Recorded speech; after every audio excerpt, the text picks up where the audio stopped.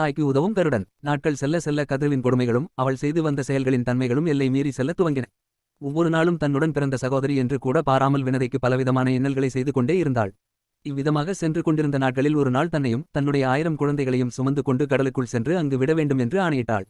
கதிரவுடைய ஆணையை மீற முடியாமல் அவளையும் அவளுடைய 1000 புத்திரர்களையும் சுமக்க முடியாமல் சுமந்து கடலுக்குள் சென்று அவள் சொன்ன இடத்தில் விட்டாள் வினதை. தன்னுடைய தாயார் அனுபவித்து வரும் இந்த கொடுமைகளிலிருந்தும் அடிமைத்தனத்திலிருந்தும் விடுவிக்க வேண்டும் என்று வாலிபனாக வளர்ந்திருந்த கருடன் எண்ணினான். பின்பு தன்னுடைய சித்தியான கதிரவிடம் சென்று தன்னுடைய தாயை விடுவிக்க நான் உங்களுக்கு என்ன செய்து தர வேண்டும் என்று வினவினான். பின்பு சிறிது யோசித்த கருடனிடம் தேவர்கள் அருந்தி நீண்ட நாட்கள் உயிர் வாழ உதவியாக இருக்கின்ற அமிர்தத்தை நீ எனக்காக இங்கு கொண்டு வா. நான் உனது தாயை விடுதலை செய்கின்றேன். இனிமேல் உனது தாய் எனக்கு அடிமையாக இருக்க வேண்டியதில்லை என்று கூறினாள் கத்ரு. என்னுடைய தாயை விடுதலை செய்வதற்காக நான் எதையும் செய்வேன் என்று மனதளவில் எண்ணிக்கொண்டு தேவலோகம் செல்ல ஆயத்தமானான் கருடன். பின்னர் அமிர்தத்தை எடுத்துவர செல்வதற்கு முன்னால் தனது தாயான வினதையிடம் சென்று நிகழ்ந்ததை உரைத்து, தாயே, நான் மேற்கொள்ளும் இந்த பயணமும் செய்ய இருக்கின்ற இந்த காரியமும் நன்முறையில் அமைந்து வெற்றியுடன் திரும்பி வர எனக்கு ஆசி புரியுங்கள் என்று கூறினான் கருடன். கருடனின் தாயார் சூரியன் சந்திரன் இருவரிடமும் தனது புதல்வனுக்கு உதவுமாறு வேண்டிக் கொண்டார். அதனால் அவர்களும் கருடனின் இறகுகளுக்கு பாதுகாப்பு கொடுப்பதாக அசரீரி மூலமாக கூறினார்கள். அவர்களைப் போலவே கழுத்து மற்றும் முகத்திற்கு வாயு பகவானும் கீழ் உடம்பிற்கு அக்னி மற்றும் பிற தெய்வங்களும் பாதுகாப்பு தருவார்கள் என்றும் நீ தேவலோகத்திற்கு செல்வதற்கு முன்னால் நிஷா தலையா என்னும் பகுதியில் அரக்கர்கள் வாழ்ந்து கொண்டிருக்கிறார்கள். அந்த அரக்கர்களை கொன்று அவர்களின் உடலை தின்றுவிட்டு சென்றால் மட்டுமே நீ நினைத்த காரியம் நிறைவேறும். அவ்வாறு சாப்பிடவில்லை எனில் நீ தேவலோகம் செல்ல இயலாது. ஒருவேளை அரக்கர்களை கொல்வதற்கு பதிலாக அவ்விடத்தில் இருக்கக்கூடிய அந்தணர்களை கொன்று சாப்பிட நேரிட்டால் அவர்கள் உன்னுடைய தொண்டை பகுதியில் நின்று சொல்ல இயலாத வலியை ஏற்படுத்தி விடுவார்கள் என கூறினார்கள்.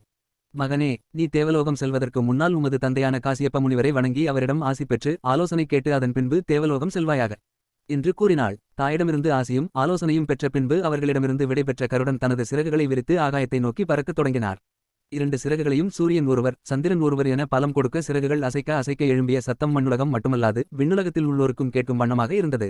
தாயார் கூறிய ஆலோசனைப்படியே தனது தந்தையான காசியப்ப முனிவரை சந்தித்து அவரிடம் ஆலோசனை பெறுவதற்காக அவர் இருக்கும் இடத்தை நோக்கி சென்றார். தவக்கோலத்தில் இருந்து வந்த காசியப்ப முனிவர் கருடனின் வருகையை அறிந்து விழி திறந்து கருடனுக்கு வேண்டிய ஆசிகளை வழங்கிய பின் கருடனிடம் இங்கிருந்து சில தூரம் பயணம் செய்தால் அங்கே ஒரு குளத்தை காண்பாய். அந்த குளத்தில் ஒரு பெரிய ஆமையும் யானையும் இருக்கும். அந்த இரண்டையுமே நீ கொன்று உண்ட பின்னர்தான் நீ தேவலோகம் செல்வதற்கான பயணத்தை மேற்கொள்ள முடியும். இதை கேட்டதும் கருடன் நான் எதற்காக அந்த யானையையும் ஆமையையும் கொல்ல வேண்டும் என்று வினவினார். அதற்கு காசியப்ப முனிவர் இறைவன் படைத்த இந்த உலகத்தில் எந்த ஒரு உயிரினமும் பிறப்பெடுக்குமாயின் அதற்கு காரணம் இல்லாமல் காரியம் எதுவும் இல்லை என்று கூறினார். இப்பிறவியில் யானையாகவும் ஆமையாகவும் பிறப்பெடுத்திருக்கும் இவர்கள் முற்பிறவியில் ஒரு செல்வந்தர் குடும்பத்தில் பிறந்து சகோதரர்களாகவும் செல்வ சீமான்களாகவும் வளர்ந்து வந்தார்கள். அவர்கள் இருவரும் வளர்ந்து வரும் தருவாயில் அவர்களுடைய பெற்றோர்கள் இறந்து போயினர். உடனிருப்பவர்களின் பேச்சுக்களை கேட்டு சரி எது தவறு எது என்று புரியாமல் சகோதரர்கள் இருவரும் சொத்துக்காக ஒருவரை ஒருவர் அடித்துக் கொண்டும் சண்டையிட்டுக் கொண்டும் இருந்தனர். அவர்களின் சண்டையானது ஒருவரை ஒருவர் கொல்லுமளவிற்கு செல்லத் துவங்கியது. இவர்களுடைய சண்டை இன்றளவும் தொடர்ந்து கொண்டே இருப்பதினால் அந்த குளத்தில் எந்த முனிவர்களாலும் குளிக்கவும் முடியவில்லை. மேலும் இவர்களின் சண்டையால் ஏற்படும் அமைதியற்ற சூழ்நிலையால் வனத்தில் தவமும் செய்ய முடியவில்லை. மேலும் அவர்கள் இருவரும் என்னுடைய சந்ததிகளால் மட்டுமே வெல்ல முடியும் என்பதனால் நீ அவர்களை வென்று கொள்வதால் அந்த வனத்தில் தவம் புரிபவர்களுக்கு ஏற்பட்டு இருந்த இன்னல்களும் அகலும் என்று கூறினார். காசியப்ப முனிவர் கருடனிடம் யானை மற்றும் ஆமையை உண்பதனால் உனக்கு சக்திகள் அதிகரிக்கும் என்று கூறினார். மேலும் அந்த சக்தியினால் நீ தேவலோகம் செல்வதற்கு பல தடைகள் ஏற்பட்டாலும் அந்த தடைகளை தகர்த்தெறியும் வலிமையும் ஆற்றலும் அதிகரிக்கும் என்று கூறி கருடனுக்கு ஆசிகள் வழங்கினார். கருடனும் காசியப்ப முனிவர் உரைத்தது போலவே பயணம் மேற்கொண்டு வனத்தின் நடுவில் இருந்த குளத்திற்கு சென்றார். அப்பொழுது யானையும் ஆமையும் ஒன்றுக்கொன்று சண்டை போட்டுக்கொண்டே இருந்தது. பின்பு கருடனும் இவர்கள் இருவரையும் கொல்ல வேண்டுமே என்று யோசித்து இருவருக்கும் இடையில் சண்டைகள் அதிகரிக்கும் வகையில் சில செயல்களை செய்தார். அவர்கள் இருவரும் ஒருவருக்கொருவர் பலமாக தாக்கிக் கொண்டு இருந்த வேளையில் கருடன் அவ்விருவரையும் பலமாக அவ்விடத்திலேயே கொன்றார். இறந்த அவர்களின் உடலை தூக்கிக் கொண்டு செல்லும் பொழுது அவர்களை எங்கு வைத்து உண்பது என்று யோசித்துக் கொண்டிருந்தார். அப்பொழுது நீண்ட நெடிய வானளவு உயர்ந்த ஒரு மரத்தினை கண்டார். அந்த மரத்தின் கிளைகள் யாவும் பலமானதாகவும் உறுதியானதாகவும் இருப்பதை அறிந்த கருடன் அந்த மரத்தின் மீது அமர்ந்து உண்ணலாம் என்று எண்ணி அந்த மரத்தினை நோக்கி பறக்கத் தொடங்கினார். தனது தந்தையான காசியப்ப முனிவரின் ஆசையும் அன்னையினுடைய ஆசீர்வாதமும் கருடனுக்கு பலமாக அமைந்தது. அது மட்டுமல்லாமல் அவருடைய பலத்தையும் பன்மடங்கு அதிகப்படுத்தி இருந்தது. சூரியன் சந்திரன் மற்றும் வாயு பகவான் ஆகியோர் கருடனுக்கு பாதுகாப்பாக இருந்ததால் அவருடைய வலிமை மென்மேலும் அதிகமாக இருந்தது.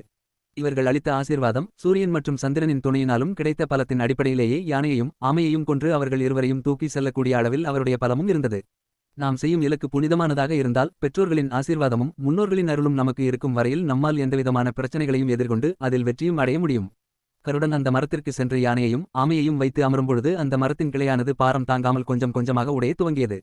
அதை சற்றும் கவனிக்காத கருடன் தமக்கு சக்தி அளிக்கக்கூடிய அந்த யானையையும் ஆமையையும் உண்ணத் தொடங்கினார். கருடன் அந்த மரத்தின் கிளையில் அமர்ந்து உண்டு கொண்டிருந்த பொழுது அந்த கிளையானது முறிந்து உடைய துவங்கியது.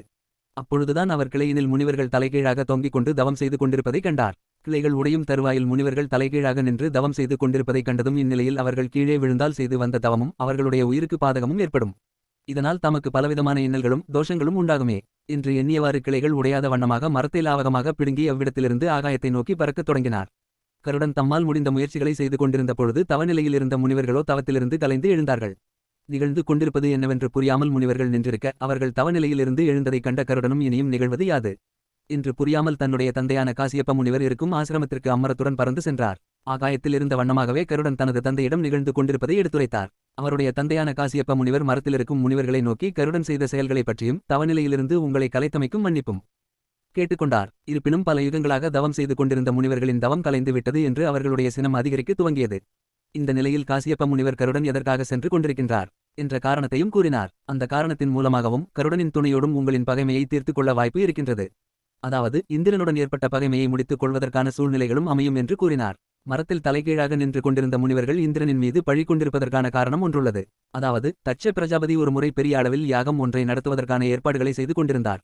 பிரஜாபதி மேற்கொண்டிருந்த அந்த யாகத்திற்கு காசியப்ப முனிவர் தன்னுடைய சார்பில் 60,000க்கும் மேற்பட்ட பாலகியா முனிவர்களை அனுப்பி வைத்தார். பாலகியா முனிவர்கள் உருவத்தோற்றத்தில் குள்ளமானவர்களாக இருப்பார்கள். பிரஜாபதி நடத்தி வந்த அந்த யாகத்திற்கு தேவர்களின் அதிபதியான இந்திரன் தன்னுடைய சார்பில் பல முனிவர்களை அனுப்பி வைத்தார். அவ்விதத்தில் அனுப்பி வைத்து இந்திரன் ஒரு சஞ்சல எண்ணத்துடனே ஒரு சில காரியங்களை மேற்கொண்டாள். அதாவது உலகில் உள்ள அனைவரும் தன்னை பெருமையாக பேச வேண்டும் என்று எண்ணினார். இந்த எண்ணத்தோடு வையகத்தில் உள்ள அனைத்து வனங்களிலும் இருந்து யாகத்திற்கு தேவையான அனைத்து விறகுகளையும் முனிவர்கள் எடுத்து சென்றுவிட்டனர். சிறு விறகுகள் கூட யாகங்கள் நடத்துவதற்கு இல்லாமல் இருந்தது. இதை அறியாத பாலகியா முனிவர்கள் பல வனங்களில் தேடியும் சிறு விறகுகள் கூட கிடைக்காததால் வெறும் கரத்தோடு யாகம் நடைபெறும் இடத்திற்கு செல்ல வேண்டிய சூழ்நிலையில் இருந்தனர். பின்பு அவர்கள் ஒருவாறாக மனதை நிலைப்படுத்திக் கொண்டு யாகம் நடைபெறும் இடத்திற்கு வந்தடைந்தனர். யாகம் நடைபெற்றுக் கொண்டிருக்கும் இந்த இடத்திற்கு தங்களால் முடிந்த அளவு ஏன் இயற்கையாக கிடைக்கக்கூடிய சிறு விறகுகளை கூட கொண்டு வர முடியவில்லை என்று கேட்டதுடன் முனிவர்களின் தோற்றப்பொலிவையும் கொண்டு அவர்களை மதிக்கா வண்ணத்துடன் ஏளனமாக இந்திரன் நடந்து கொண்டார். இந்திரன் நடந்து கொண்ட விதத்தில் மிகவும் கோபம் கொண்ட முனிவர்கள் அந்த யாகத்தில் கலந்து கொள்ள முடியாமல் திரும்பி வந்தனர். அப்பொழுது பாலகியா முனிவர்கள் இந்திரனுக்கு ஒரு சாபத்தையும் அளித்தனர். அதாவது எங்களின் உருவத்தோற்றத்தைக் கொண்டு எவ்விதம் எங்களை ஏளனம் செய்தாயோ, எங்கள் மூலமாக அனுப்பப்படும் சாதாரண உருவம் கொண்ட ஒருவனின் மூலமாக இந்த உலகில் உள்ளோர் அனைவரும் அறியும் வண்ணமாக நீயும் அவமானப்படுவாயாக என்று சாபம் கொடுத்தார்கள். பின்பு தங்களுக்கு நிகழ்ந்தவற்றை காசியப்ப முனிவரிடம் எடுத்துரைத்தனர். இந்திரனை அவமானப்படுத்தும் விதத்தில் ஒருவரை தோற்றுவிக்க வேண்டும் என்ற எண்ணம் அவரிடம் வலுத்திருந்தது. பின்பு அவர்களை கடுமையான தவம் இருக்குமாறும் அறிவுரைகளை கூறியும் அவர்கள் மேற்கொள்ளும் தவத்திற்கு உண்டான இடத்தையும் எவ்விதத்தில் தவம் புரிய வேண்டும் என்றும் அவர் கூறினார். அதாவது நீண்ட நெடிய வலுவான மரத்தில் தலைகீழாக நின்ற நிலையில் ஒரே எண்ணத்துடன் நீங்கள் அனைவரும் தவம் புரிவீர்களாக என்றும் காலம் வரும்போது நீங்கள் எதிர்பார்க்கக்கூடிய ஒருவர் உங்களை தேடி வருவார் என்றும் கூறினார். காசியப்ப முனிவரிடம் கருடன் வந்து நிகழ்ந்தவற்றை கூறியதும் நீண்ட காலமாக தவம் இயற்றிக் கொண்டு இருக்கும் பாலகியா முனிவர்கள் எதிர்பார்த்து இருக்கக்கூடிய ஒருவர் வந்துவிட்டார் என்று எண்ணினார். பின்பு முனிவர்களிடம் கருடனை அறிமுகப்படுத்த வேண்டும் என்ற எண்ணத்துடனே இவ்விதமான ஒரு நாடகத்தையும் நடத்தினார் என்பது யாவரும் அறியாதது. கருடனை பற்றி காசியப்ப முனிவர் கூறியதும் பாலகியா முனிவர்களின் மனதில் ஒரு எண்ணம் உருவாக தோன்றியது. அதாவது சாதாரண உருவம் கொண்ட இந்த கருடன் மூலமாக இந்திரனை பழி தீர்த்து கொள்ள வேண்டுமென்பதே எண்ணமாகும்.